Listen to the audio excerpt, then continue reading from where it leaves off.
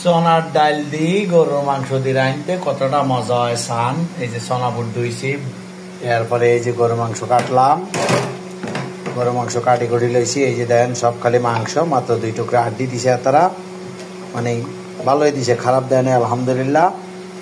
এই যে দেখুন ফ্রেশ গরুর মাংস, আর হচ্ছে চনার ডাল, এই হচ্ছে আদা ব্লেন্ডার, এই হচ্ছে রসুন কুচি, পেঁয়াজ কুচি এবং কাঁচামরিচ আস্ত আস্ত দেব আমি।